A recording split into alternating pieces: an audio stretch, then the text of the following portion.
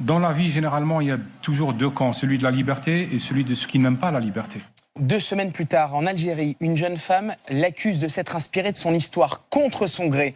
Comme son héroïne, elle a été victime d'un étranglement pendant la décennie noire. Elle porte depuis un dispositif médical pour parler. À la suite de ce traumatisme, dit-elle, elle a été suivie par une psychiatre qui est la femme de Kamel Daoud.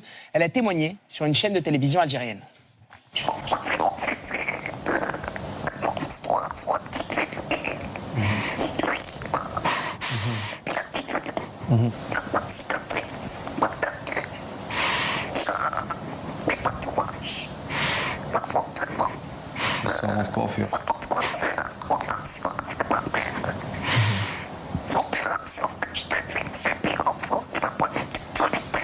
Il a étalé.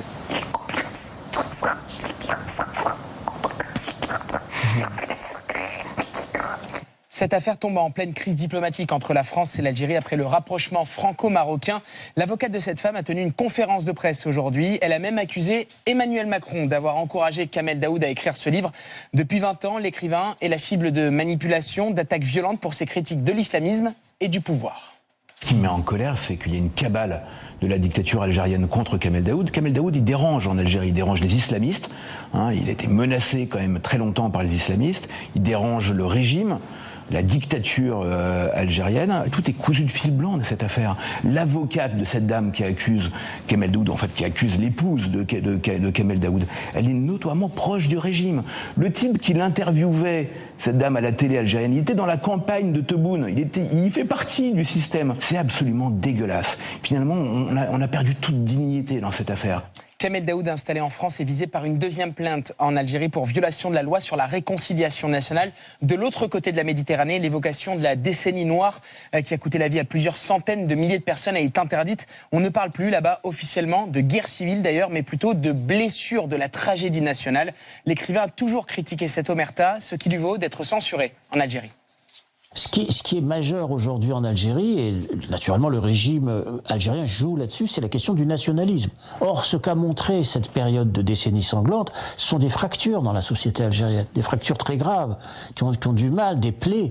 Donc l'objectif numéro 1, effectivement, c'était la recherche perpétuelle de l'homogénéité et du consensus. Et donc toute voix, disons, qui vient contrecarrer cette homogénéité et ce consensus, est perçue comme dissidente et dangereuse pour un récit national unifié. Le week-end dernier, Kamel Daoud a été banni du Salon du Livre à Alger. Dans un communiqué, son éditeur Antoine Gallimard dénonce de violentes campagnes diffamatoires organisées par certains médias proches d'un régime dont nul n'ignore la nature.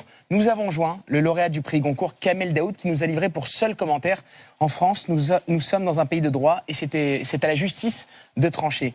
Et aujourd'hui, on a appris qu'un autre auteur franco-algérien, Boualem Sansal, qui a beaucoup dénoncé les tabous de la société algérienne et la répression, a été arrêté à Alger, ce qui semble confirmer un nouveau durcissement du régime, Patrick. Oui, Boualem Sansal, c'est vraiment un esprit très brillant et talentueux. C'est un type qui a été haut fonctionnaire, donc il connaît le système de l'intérieur. Il a été directeur général de l'industrie dans son pays et c'est l'un des plus féroces contempteurs à la fois du régime algérien, mais aussi de l'idéologie islamiste. Il a eu des positions, ici en France, souvent des positions très, très courageuses et très engagées. Il continue d'habiter en Algérie. Il a eu la nationalité française il y a quelques mois, et donc la France suit évidemment sa disparition, son arrestation avec beaucoup d'attention, mais c'est évidemment quelque chose de très inquiétant. La dernière séance de dédicace de Kamel Daoud, elle avait lieu à Cannes, ouais. David Lisnard. Oui, je connais bien Kamel Daoud, enfin je connais Kamel Daoud et je connais beaucoup mieux Boualem Sansal. Je suis très très heureux que vous en parliez, parce que je voulais le faire.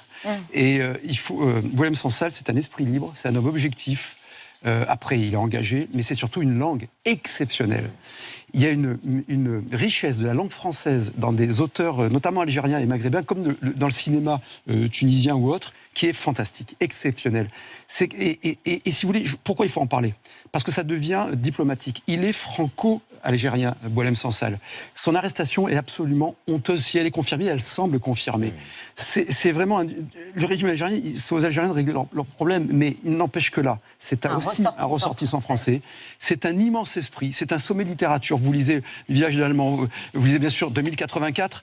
Et pour revenir à Kamel, donc il faut qui est un roman d'anticipation. mais extraordinaire que le président de la République prenne une position forte. Alors pour une fois, c'est rare, je dis qu'ils doivent s'exprimer. Mais là, c'est important qu'ils s'expriment. C'est très très important. Et si la France a encore quelque chose à dire au monde, c'est de défendre les artistes, la littérature, la liberté. D'entendre Kamel Daoud parler de l'état de droit, de dire ça fait du bien quand même, de dire voilà quand même en France on a quand même de la liberté quoi. Hein, voilà. Et on a même le droit d'être complotiste, vous voyez, donc ça veut dire qu'on est libre. Et non mais c'est important. Emmanuel Macron se dit très préoccupé, il l'a fait savoir. Oui, mais il faut, je crois, aller beaucoup plus loin. Je pense que cette femme serait restée anonyme, elle ne serait pas devenue aussi connue si elle n'avait pas décidé de se mettre en avant malgré tout le drame qu'elle a subi. Je trouve ça assez sordide et il faut soutenir Kamel Daoud et Boualem Sansal. Je pense que c'est très très important et que c'est même vital.